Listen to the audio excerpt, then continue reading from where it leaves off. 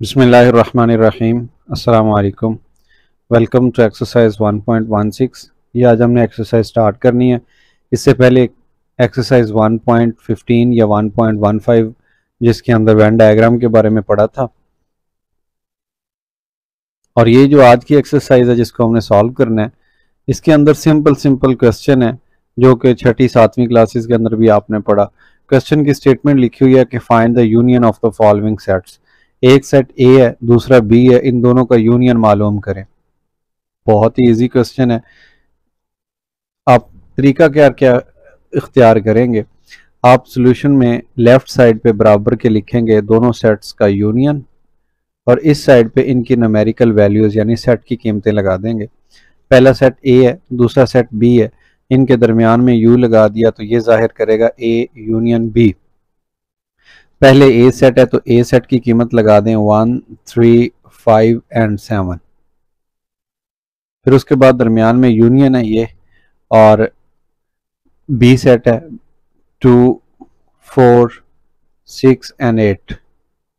ये जो वैल्यूज है ये बी की आ गई। अब यूनियन का मतलब होता है इकट्ठा करना। ये जो दरमियान में यूनियन आ रहा है इसका मतलब होता है इकट्ठा करना, ठीक है, जोड़ के रखना, इकट्ठा करना एक ही जगह पे।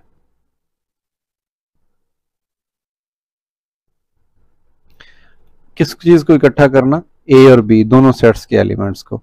अब देखें इधर से 1 आ गया, तरतीब देख लें जो हमारी गिनती की तरतीब होती है। 1 इधर से आ गया, 2 इधर से आ गया, 3 इधर से आ गया, और 4 इस सेट से आ गया बी से, 5 आ गया इधर से, और 6 आ गया इस सेट से, फिर इधर से 7 आ गया और इधर से 8 आ गया। तो आपने क्या किया, दोनों सेट्स को इकट्ठा करके लिख दिया यानी यूनियन ले लिया, और ये पार्ट नंबर 1 कंप्लीट हो गया। सिमिलरली जो पार्ट नंबर 2 है इन्हीं स्टेप्स के ऊपर है कि सी और डी ये कोई दो सेट्स हैं और इनका यूनियन मालूम करना है। पहले सी सेट है, इसकी कीमत पहले लिख लें ए बी सी, और दरमियान में यूनियन है। फिर डी है, डी सेट कौन सा है? X Y and Z, X Y and Z, ये सेट्स आ गए हैं। अब यूनियन मालूम करना है यानी इकट्ठा करना है। तो अगर ए जो अल्फ़ाबेट्स होते हैं ए बी सी की तरतीब देखें तो ये ए बी सी इसी तरतीब के साथ आ गई, और साथ में एक्स वाई एंड जी भी आ गया। तो इसको कहते हैं दो सेट्स का यूनियन लेना यानी इकट्ठा कर देना। सिमिलरली जो पार्ट नंबर 3 है इसको देख लीजिए, इसमें सेट ई एंड एफ है, तो ई यूनियन एफ, यूनियन को एंड भी कहते हैं, ई एंड एफ। अब देख लें ई की कीमत कौन सी है? 3, 6, 9 एंड 12।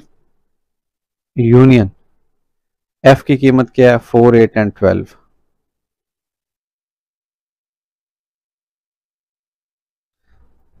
लें जी, इनका यूनियन ले लें, मतलब इकट्ठा कर दें। इधर से आ गया 3, इधर से आ गया 4, इधर से आ गया 6, इधर से आ गया 8, फिर 9, फिर 12। 12 दोनों में है, इधर भी इधर भी। इसको एक दफ़ा लिख देंगे, और ये क्या मालूम कर लिया? ई एंड एफ का यूनियन। ये सी और डी का यूनियन था, ये ए और पी का यूनियन था। यूनियन का मतलब इकट्ठा करना, दोनों सेट्स के एलिमेंट्स को एक सेट के अंदर इकट्ठा कर देने को कहते हैं यूनियन। अब उसके बाद क्वेश्चन नंबर 2 है इसी एक्सरसाइज का, लिखा हुआ है कि find the intersection of the following sets.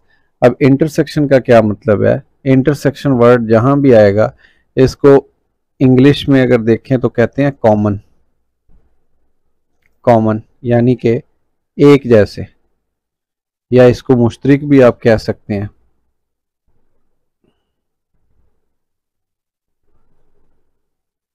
एक जैसे या मुश्तरिक वर्ड इसके लिए इस्तेमाल होता है, और ये कॉमन लिखा हुआ है।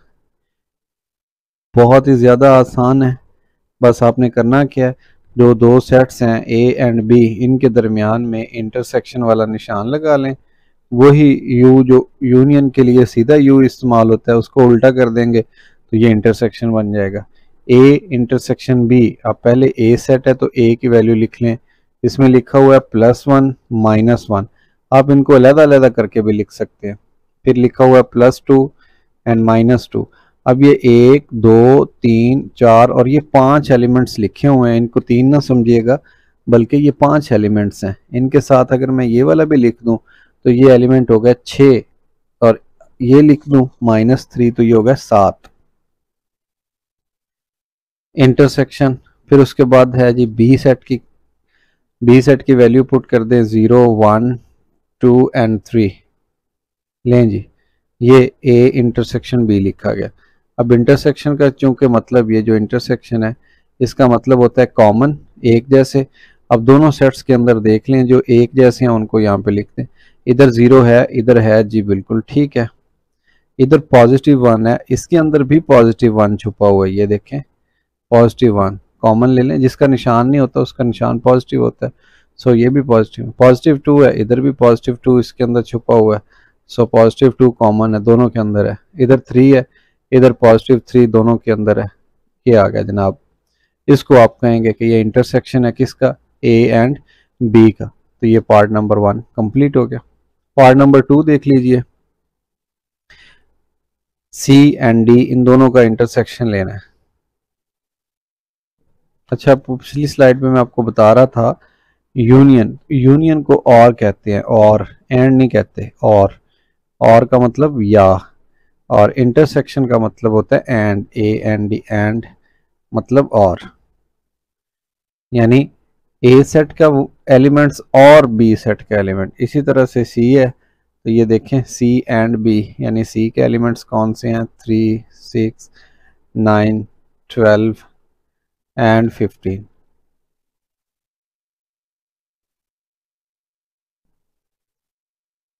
बी, सॉरी ये बी नहीं है, दिस इज डी, ये डी है।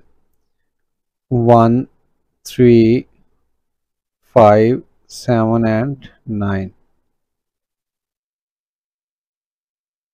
ये दोनों में कॉमन क्या है, दोनों में कॉमन देख लें। इधर 3 है, इधर भी है, सो दिस इज कॉमन। इधर 6 है बट इधर नहीं है, इधर 9 है, इधर 9 है, ये आ गया कॉमन। 12 है बट इधर नहीं है, इधर 15 है लेकिन इधर नहीं है। सो ये दो ही कॉमन थे, तो इंटरसेक्शन के अंदर सिर्फ 2 एलिमेंट्स आ गए हैं, 3 एंड 9, बाकी कोई भी कॉमन नहीं है। इसी तरह से जो पार्ट नंबर 3 है उसको देख लीजिए। ई इंटरसेक्शन एफ, ई के एलिमेंट्स हैं A B C and D, जबकि एफ के एलिमेंट्स हैं C D E and F, small F. दोनों में देख लें कॉमन, इधर ए है बट इधर नहीं है, इधर बी है लेकिन इधर नहीं है, इधर सी है इधर है, इधर डी है इधर भी है। सो सी एंड डी वर कॉमन, सो यही इसका इंटरसेक्शन है। तो देख लें हमने 2 क्वेश्चन सॉल्व कर लिए। क्वेश्चन नंबर 1 के अंदर तमाम यूनियंस फाइंड करने थे और क्वेश्चन नंबर जो 2 है उसके अंदर इंटरसेक्शन मालूम करना था। अब इसके बाद आ जाते हैं क्वेश्चन नंबर 3 में। इसमें लिखा हुआ है इफ़ यू कहते हैं यूनिवर्सल सेट को। यूनिवर्सल सेट की डेफिनेशन मैं अभी आपको बता देता हूँ। एक सेट यू है, दूसरा ए है, तीसरा बी है। जितने मर्जी सेट्स दिए गए हों उनमें से जो सबसे बड़ा सेट होता है ना, 5 सेट हैं तो 5 में 4 छोटे होंगे, एक पांचवा जो बड़ा होगा सबसे। 3 दिए हुए हैं, 3 में 2 छोटे हैं, एक बड़ा सेट है सबसे। इसी तरह अगर 4 होते तो 4 में एक बड़ा होता, 3 छोटे होते। वो बड़ा सेट जिसके अंदर बाकी तमाम सेट मौजूद हों उस बड़े सेट को यूनिवर्सल सेट कहते हैं। मिसाल के तौर पे अगर मैं एक ही बात करूँ 2 4 6 8 10, तो इसके अंदर देख लें 2, यहाँ पे 4 भी है, 6 भी है, 8 भी है और ये 10 भी है। यानी छोटा सेट सारे का सारा बड़े सेट के अंदर आ गया। इधर देख लें 1 3 5 7 9 है, इधर 1 3 5 7 9 मौजूद है।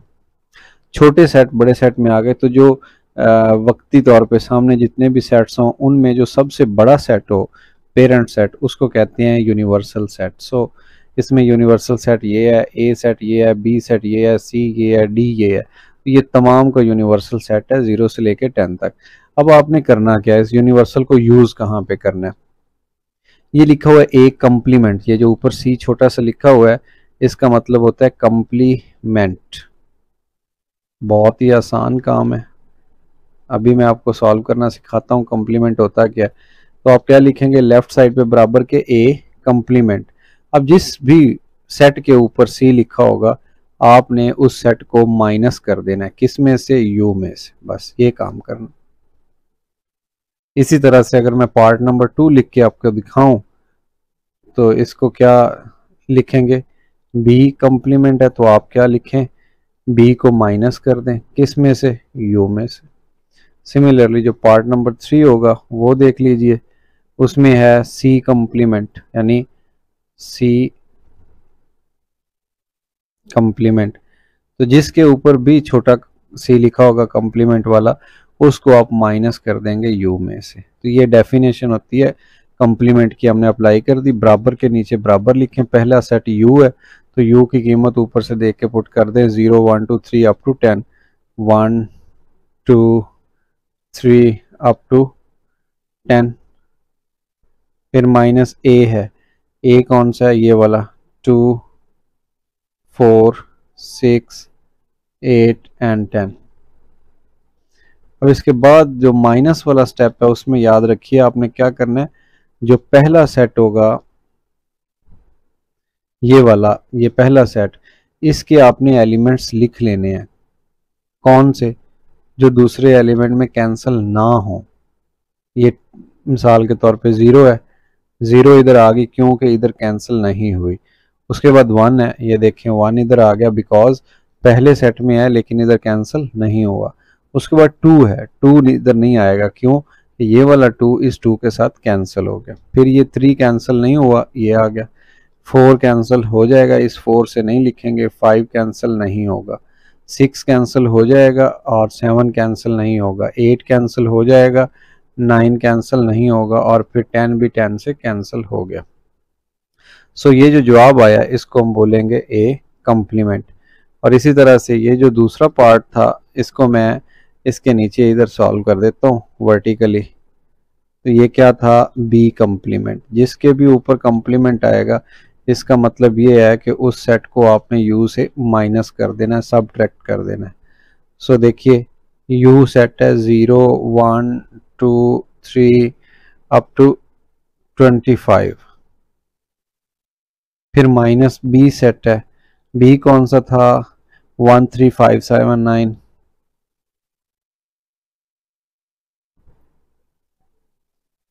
अब माइनस करना है आपने, पहले सेट के वो वाले अरकान लिखने हैं, एलिमेंट्स जो इधर कैंसिल नहीं होते। फॉर एग्जांपल 0 है, इधर कैंसिल नहीं हुआ, 1 हो गया कैंसिल, ठीक है। फिर 2 नहीं हुआ, फिर 3 हो गया, 4 नहीं हुआ, 5 हो गया, 6 नहीं हुआ, 7 हो गया, 8 नहीं हुआ और सॉरी ये 25 नहीं, ये 10 तक है। फिर ये 9 कैंसिल हो गया, 10 कैंसिल नहीं हुआ, ये 9, ये सारे कैंसिल हो गए ऑड नंबर्स, इवन बाकी आ गए। तो इसको बोलते हैं बी कंप्लीमेंट। फिर तीसरा पार्ट है सी कंप्लीमेंट। तो इसका मतलब क्या है कि आप पहले यू सेट की कीमत लिखें 0 1 2 3 अप टू 10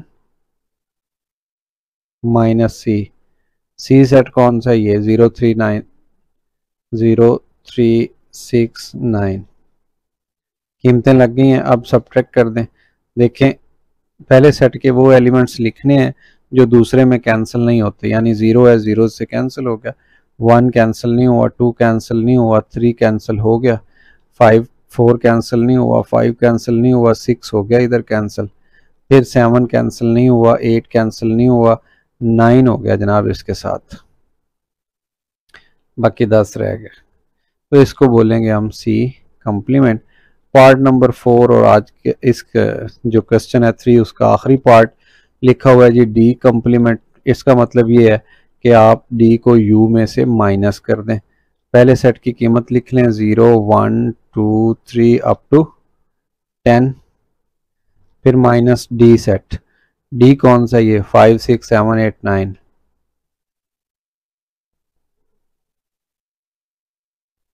10 तक है। पहले सेट के वो एलिमेंट्स जो क्रॉस नहीं होते, 0 क्रॉस नहीं हुआ, 1 क्रॉस नहीं हुआ, 2 नहीं होता, 3 नहीं होता, 4 नहीं होता, 5 इधर कैंसिल हो गया, 6 cancel, 7 cancel, 8 cancel, 9 cancel, 10 cancel, बस यही इसका आंसर है। और इसको बोलेंगे क्या, डी के ऊपर छोटा सा सी, यानी कि डी कम्प्लीमेंट।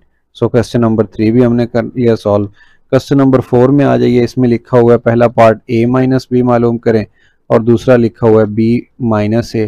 तो पहला जो पार्ट है इसको हम सॉल्व करते हैं। इसके ये कीमत थी एज इट इज़ लिख ली a माइनस बी। अब a की कीमत लगा दें 1 2 3 4 5 एंड 6।